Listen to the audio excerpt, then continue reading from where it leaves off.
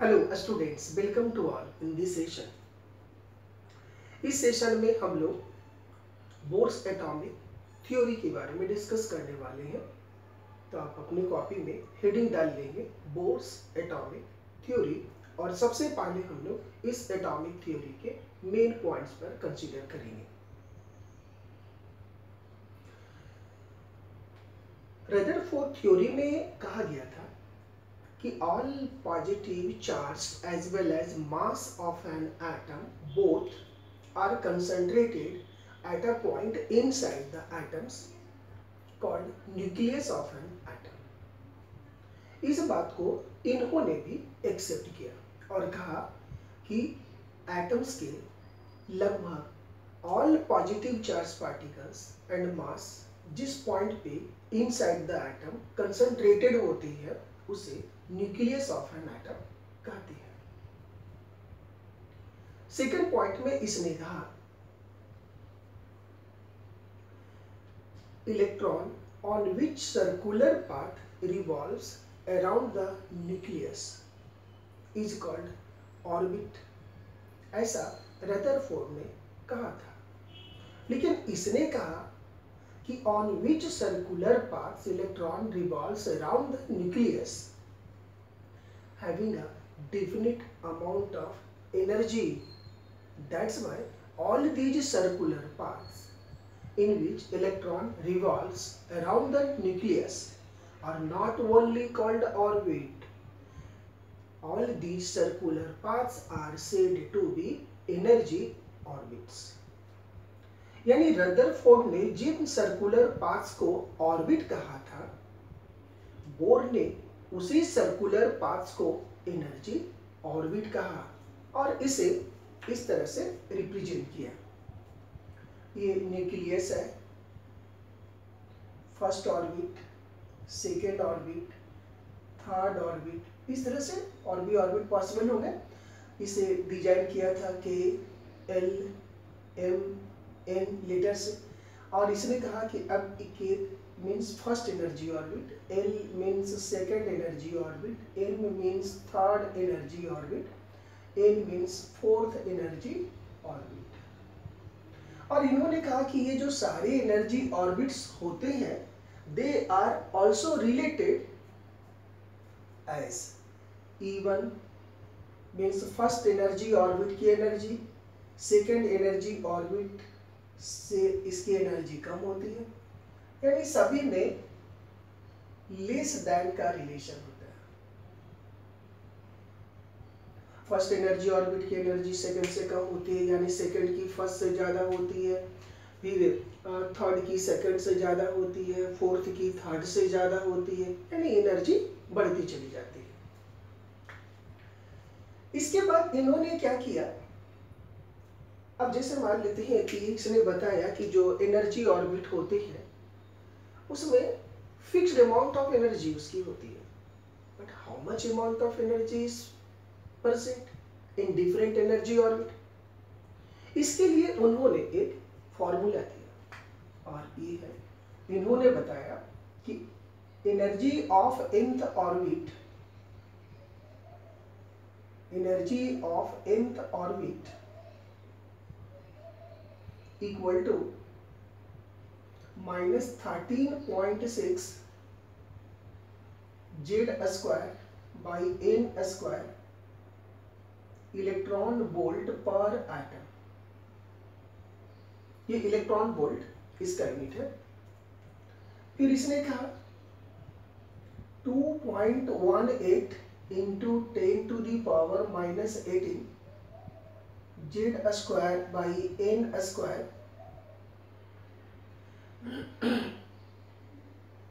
Joule per atom. फिर क्या इसको कैलकुलेट किया गया, -1312 Z square by n square kilo joule per मोल।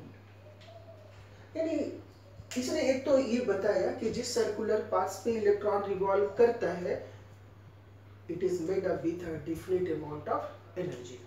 उसके लिए इन्होंने फॉर्मूला भी दिया और इसने बताया कि यदि कोई इलेक्ट्रॉन nth ऑर्बिट में यदि रिवॉल्व करती है तो उसकी एनर्जी का फॉर्मूला होगा -13.6 Z² electron volt per atom, -2.18 into 10⁻⁻18 Z² joule per atom.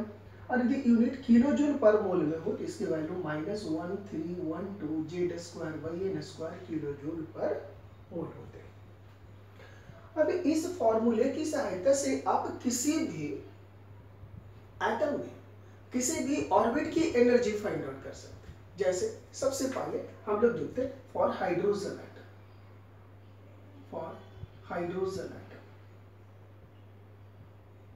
तो अब यह क्या होता है फॉर हाइड्रोजन एटम जेड क्या है, जेड इज एटॉमिक नंबर, और for hydrogen atomic number is 1। N क्या है, ऑर्बिट नंबर। अब हम लोग यदि फर्स्ट ऑर्बिट के लिए निकाल रहे हैं तो n का वैल्यू 1 फॉर फर्स्ट ऑर्बिट, तो आप निकाल लीजिए। तो जब n इक्वल टू 1 हो गया देयरफॉर E1, क्योंकि यहाँ En है, इसको En से हम लोग रिप्रेजेंट करते हैं और एनर्जी ऑफ nth ऑर्बिट, तो En, तो n का वैल्यू 1 यानी E1 इक्वल टू, यहाँ से निकालिए -13.6 जेड का value 1² orbit number 1² electron volt per atom, that is equal to -13.6 electron volt. यानी हाइड्रोजन की फर्स्ट ऑर्बिट की एनर्जी कितनी होती है, -13.6 वोल्ट इलेक्ट्रॉन वोल्ट। नेक्स्ट देखिए फॉर सेकेंड ऑर्बिट,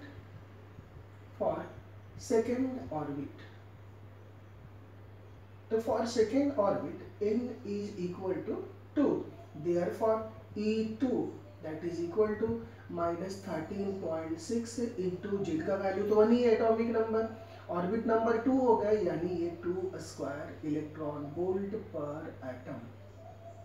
अब यहाँ कितने हो गए, ये 4 हो गए, 4 से इसको डिवाइड कीजिए, 4 1 जा 4, तो 9 4 13, 4 यहाँ 46, ठीक है।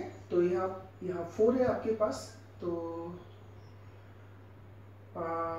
4 3 लग जाएगा यहाँ 3 टाइम्स, 4 3 जा 12, तो 1 बचेंगे 1.6, और यहाँ हो जाएगा 4 4 जा 16, तो 4 2 जा 8, 4 3 जा 12, 4 4 जा 16, यानी 3.4 इलेक्ट्रॉन वोल्ट पर एटम। ठीक, इसी तरह फॉर थर्ड ऑर्बिट देखिए, for third orbit n equal to 3, therefore E3 that is equal to -13.6 into Z का वैल्यू तो 1 ही रहेगा और ये 3² इलेक्ट्रॉन वोल्ट पर एटम। अब इसके वैल्यू कितने हो गए, ये 9 हो गए। अब इसको डिवाइड कीजिए, -9 1 जा 9.5 इलेक्ट्रॉन वोल्ट पर एटम। अब देख रहे हैं यहाँ से, आप यहाँ से भी पता कर सकते हैं कि जो फर्स्ट ऑर्बिट की एनर्जी -13.6 हो गई, सेकेंड ऑर्बिट की -3.4, यहाँ माइनस है, -3.4, यहाँ -1.5 इलेक्ट्रॉन वोल्ट। तो धीरे धीरे देखिए एनर्जी इसकी क्या हो रही है, इंक्रीज हो रही है। तो इस रिलेशन को, ये जो रिलेशन है वो इसमें दिखा रहा है कि ये रिलेशन भी जो फैक्ट है। अब इसको आप डिफरेंट यूनिट में भी निकाल सकते हैं। जूल एटम में निकालना होगा तो इस फॉर्मूले का यूज करेंगे, किलो जूल में निकालना होगा तो इस फॉर्मूले का यूज करेंगे।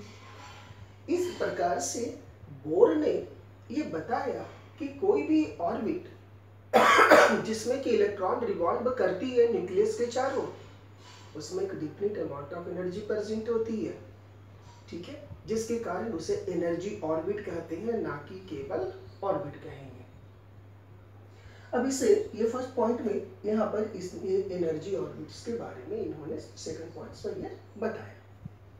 नेक्स्ट पॉइंट में इन्होंने कहा, अब देखिए ये तो हम लोगों ने हाइड्रोजन एटम्स के लिए एनर्जी निकाला, आप किसी भी एटम के लिए किसी भी ऑर्बिट के लिए निकाल सकते हैं। इसमें कहीं कुछ, जैसे मान लेते हैं, मैं और भी आपको बताता हूँ, जैसे आपको ऐसे निकालना E4 या मान लेते हैं E2 निकालना है, energy of second orbit for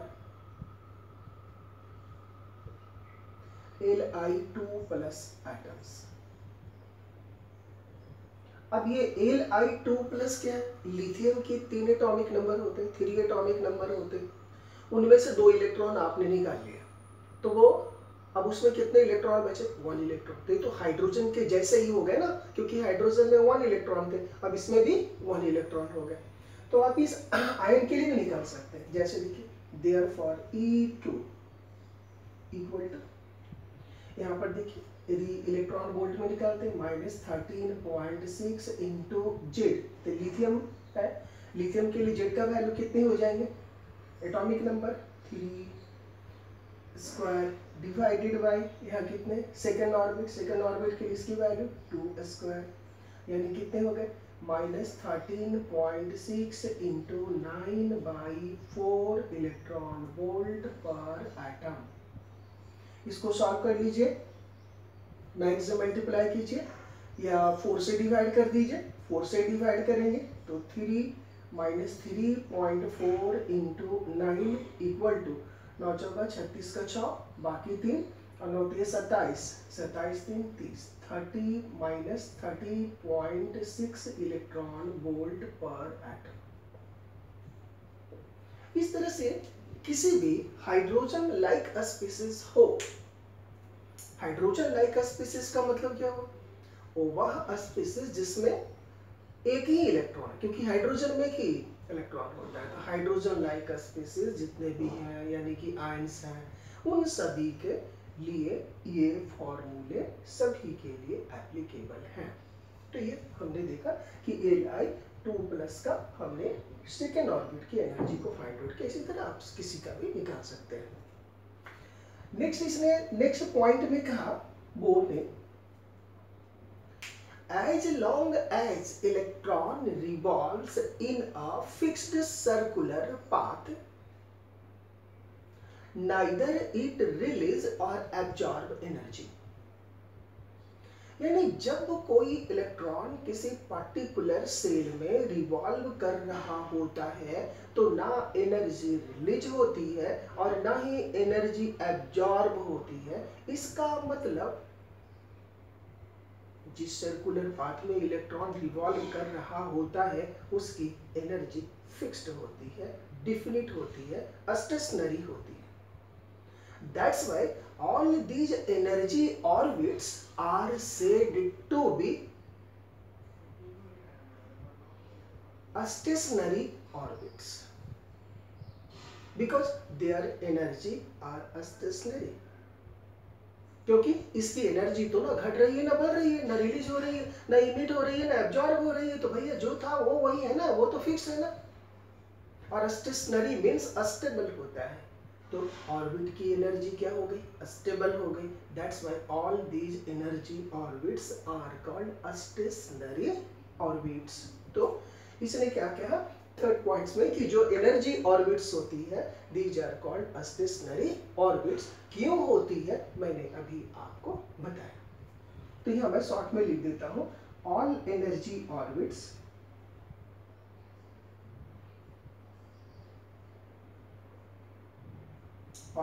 are said to be a stationary orbit।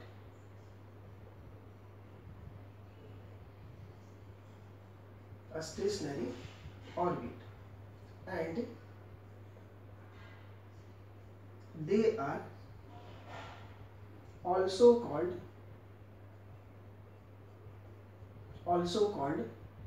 energy levels। Energy levels. अब ये एनर्जी लेवल इसलिए कि देखिए मैं इसको दिखा रहा हूँ, यहाँ पर एक न्यूक्लियस है, यहाँ first orbit, second orbit, third orbit, fourth orbit. तो ये फर्स्ट ऑर्बिट है, इसकी एनर्जी तो कम होगी, इसको मैं ऐसे दिखाता हूँ, इसकी एनर्जी इससे ज्यादा होगी, इसको मैं थोड़ा पहले वाले से ज्यादा डार्क कर देता हूँ। इसकी एनर्जी इससे और भी ज्यादा होगी। देखिए इसको और भी मैं ज्यादा डार्क कर देता हूं।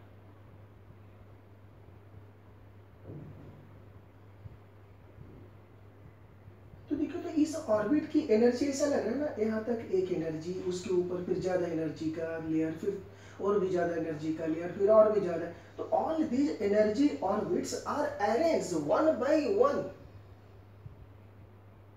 as a different energy levels. That's why these are also called energy levels. So these are energy levels.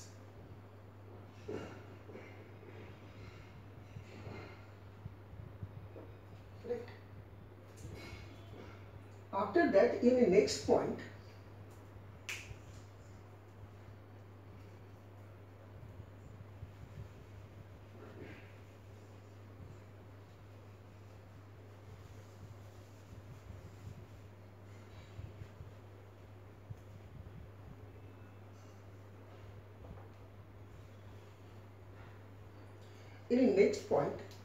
इन्होंने कहा कि इलेक्ट्रॉन, इन्होंने कहा एक बहुत इंपॉर्टेंट पॉइंट कहा, that electron can jump from one to another energy level. अब ये one to another energy level का मतलब हो गया, जैसे मान लेते हैं यहाँ आपने देखा ये फर्स्ट एनर्जी लेवल है, ये सेकंड एनर्जी लेवल है, ये थर्ड एनर्जी लेवल है, ये फोर्थ एनर्जी लेवल है। तो इसने कहा कि इलेक्ट्रॉन या तो इस E1 और E3 में यदि हम लोग कंपेयर करें तो E1 की एनर्जी कम है, E3 की एनर्जी ज्यादा है, यानी E1 से E3 में इलेक्ट्रॉन जंप कर सकता है या E3 से E1 में भी इलेक्ट्रॉन जंप कर सकता है। तो जब E1 से E3 में किया तो लोअर टू हायर जंप किया, और जब E3 से E1 में किया तो हायर टू लोअर जंप किया। तो इस पॉइंट में इन्होंने ये कहा कि electron can jumps from one to another energy orbit. It means electron can jumps from lower to higher और higher to lower energy orbits. अब यहाँ पर एक बात आती है, हम लोग मान लेते हैं कि if electron jump from E1 to E2। अब ये E1 to E2 का मतलब क्या, लोअर टू हायर। अब जब लोअर से हायर में जंप किया तो देखिएगा कोई इलेक्ट्रॉन जो लोअर से हायर एनर्जी में जा रही है, तो अब लोअर यहाँ E1 है तो इसकी एनर्जी भी आप निकाले थे -13.6, E2 इसकी एनर्जी हम लोगों ने निकाला था -3.4। तो एनर्जी डिफरेंस कितने का हुआ, 10.4, 10. अच्छा में से 4 गया 2, 10.2 का। देखिए 6 में से 4 गया 2, 13 में से 2 गया 10, 10.2 इलेक्ट्रॉन वोल्ट का एनर्जी डिफरेंस हो। यानी इसकी और इसकी एनर्जी में 10.2 इलेक्ट्रॉन वोल्ट का डिफरेंस है। तो जब कोई इलेक्ट्रॉन 13.6 से यहाँ जाएगा, they must have increased, must have absorbed 10.2 electron volt extra energy. Then the electrons which was revolved in first energy orbit can jumps into second energy orbit. Otherwise, it will not be jumps from first to second energy orbit. यानी जब कोई electron lower से higher में या higher से lower में, यदि ये E2 से E1 में जाता है तो फिर भी तो उतना ही अमाउंट ऑफ एनर्जी इसको लूज करना पड़ेगा, क्योंकि जब तक किसी इलेक्ट्रॉन की एनर्जी जिस ऑर्बिट में उसे जंप करना है उसकी एनर्जी के इक्विवेलेंट नहीं होगी, तब तक वो उस एनर्जी ऑर्बिट में जंप नहीं कर सकता है। तो यहां से हमने देखा कि किसी भी इलेक्ट्रॉन को यदि E1 से E2 में जंप करना हो या और E2 से E1 में जंप करना हो, means higher to lower jump करना, फिर भी एनर्जी डिफरेंस कितने होंगे, 10.2 इलेक्ट्रॉन वोल्ट की।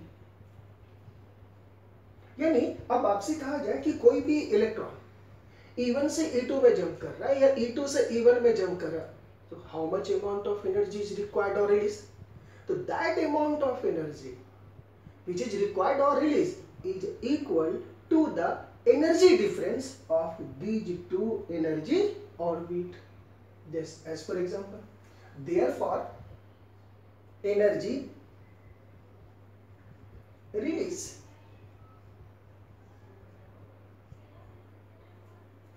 that is equal to E2 minus E1 that is equal to delta E. इसको बोलते हैं energy difference in between these two energy orbit. अब ये जो डेल्टा ई क्या हुआ, इतना एनर्जी या तो वो रिलीज होगा या तो एब्जॉर्ब होगा, यही दो बात ही हो सकता है। एनर्जी रिलीज यहाँ पर लिख देता हूं और एब्जॉर्ब। अब थोड़ा सा सोचिए, आपने पढ़ा था Planck's quantum theory of radiation. A body can emit or absorb energy in the form of NH nu, यानी integral multiple of NH nu। उसके फॉर्म में वो एनर्जी रिलीज भी कर सकता है या एब्जॉर्ब भी कर सकता है। तो ये जो डेल्टा ई क्या है, एनर्जी रिलीज और एनर्जी एब्जॉर्ब, तो that must be equal to, therefore we can say that delta E is equal to NH nu.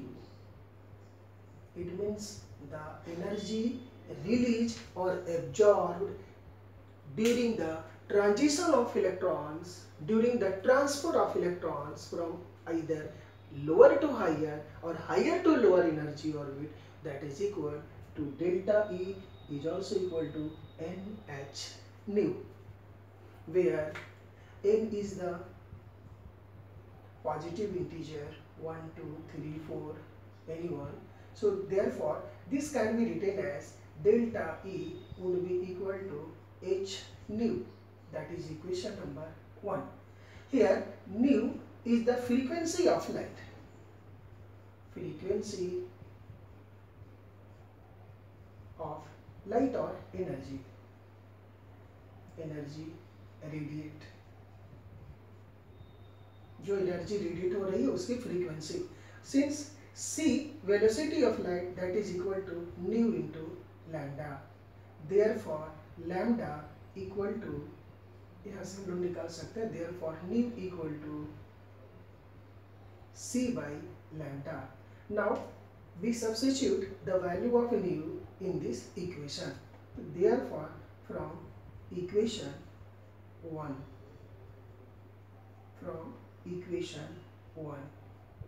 delta E means amount of energy released or absorbed is equal to hc upon lambda.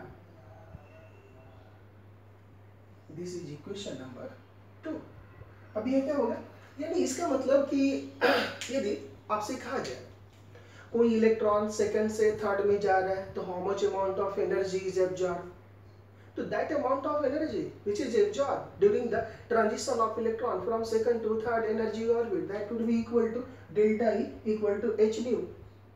अब यहाँ इस equation 1 से भी इसको निकाल सकते हैं और इक्वेशन 2 से भी निकाल सकते हैं, लेकिन यदि आप न्यूमेरिकल प्रॉब्लम आप बना रहे हैं, यदि उस क्वेश्चंस में फ्रीक्वेंसी की वैल्यू दी हुई तो यहाँ आप देकर आप बना सकते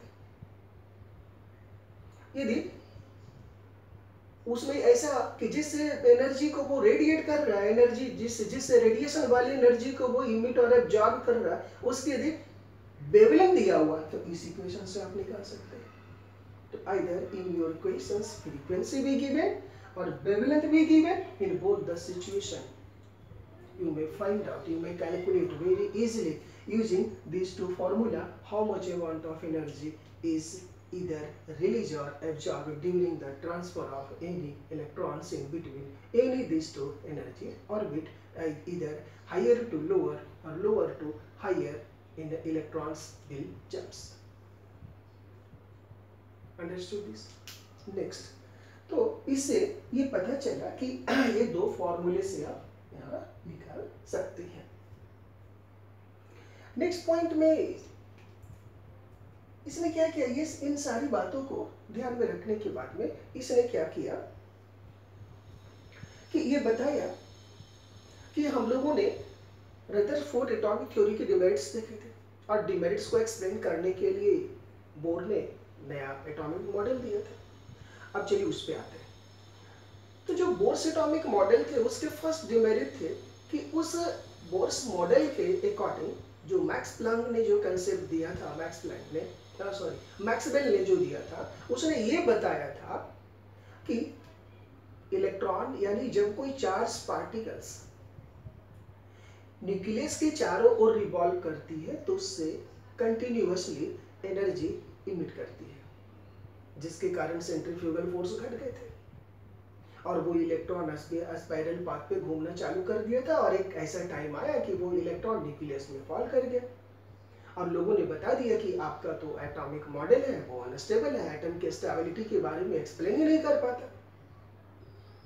according to your theory atom is unstable but everything is made up with atoms, और ऐसा होता नहीं है। तो इसे एक्सप्लेन इन्होंने कितनी अच्छी तरीके से किया, इसको सोचिएगा। इन्होंने कहा था कि जब कोई इलेक्ट्रॉन किसी फिक्स सर्कुलर पाथ्स में रिवॉल्व करती है तो यह ना तो एनर्जी इमिट करती है और ना ही एब्जॉर्ब करती है, राइट। जबकि मैक्सवेल ने क्या बोला था, जब इलेक्ट्रॉन न्यूक्लियस के चारों ओर रिवॉल्व करती है तो उससे एनर्जी कंटिन्यूअसली रिलीज करती है। किसने बोला नहीं, एनर्जी कंटिन्यूअसली रिलीज उससे नहीं करती। तो इससे सबसे ज्यादा जोर का जो झटका था मैक्सवेल को लगा, बोला सर ऐसा आप कैसे बोल रहे हैं। तो बोर ने कहा थोड़ा सा आप पेशेंस रखिए, एनर्जी इमिट भी होती है और एनर्जी एब्जॉर्ब भी होती है, बट कंडीशन अप्लाइड है। अब कैसा इन्होंने कंडीशन रख दिए, तो इन्होंने बोला लेकिन जब तक वो इलेक्ट्रॉन किसी फिक्स सर्कुलर पाथ में रिवॉल्व करती है तब तक ना एनर्जी इमिट होती है ना एब्जॉर्ब होती है, तो उसकी एनर्जी तो कांस्टेंट है। लेकिन आपने बताया था कि इलेक्ट्रॉन जब किसी सर्कुलर पाथ पे न्यूक्लियस के चारों ओर रिवॉल्व करती है तो उसकी एनर्जी ग्रेजुअली डिक्रीज करती है, तो यहाँ तो डिक्रीज करती नहीं है। और वहां पर क्या था, आपने बताया था कि एनर्जी डिक्रीज करने के कारण उसका कोई एक फोर्स घट जाएगा, तो सेंट्रीफ्यूगल फोर्स घट गए थे और सेंट्रीपिटल फोर्स यानी वह फोर्स जो कि इलेक्ट्रॉन और न्यूक्लियस के बीच में लग रहे थे वो कांस्टेंट थे, जिसके कारण वो ये डिक्रीज होने से ये ग्रेजुअली बढ़ने लगे और ये स्पाइरल पाथ पर घूमते घूमते न्यूक्लियस इलेक्ट्रॉन जो है वो न्यूक्लियस में फॉल कर गया था। लेकिन ऐसा तो कहां हो रहा, क्योंकि इलेक्ट्रॉन जब किसी फिक्स सर्कुलर पाथ पे रिवॉल्व करते रहती हैं तो उसकी एनर्जी घटती ही नहीं है। That's why these revolving electrons around the nucleus in a different circular path never comes closer to the nucleus and fall into the nucleus. That's why atom becomes stable. और इन्होंने कहा कि electron will emit energy or absorb energy but condition is applied। तो what are the condition, तो condition यही था कि जब इलेक्ट्रॉन या तो लोअर से हायर में जंप करता हो या हायर से लोअर में जंप करता हो then energy will either emit or absorb, but if as long as electrons revolves in a particular energy orbit it will never release or absorb energy. That's why we can say that the energy of a stationary orbit remains same and it will never comes closer and closer to the nucleus, and there is no chance, there is no times comes in which the electrons fall into the nucleus. That's why atom is stable. So in this session हम लोगों ने यहाँ तक पढ़ा और bore ने hydrogen atomic spectrum के बारे में कैसे एक्सप्लेन किया सक्सेसफुली, इसे हम लोग नेक्स्ट वीडियो लेक्चर में सीखेंगे। So today's thanks to all, thank you.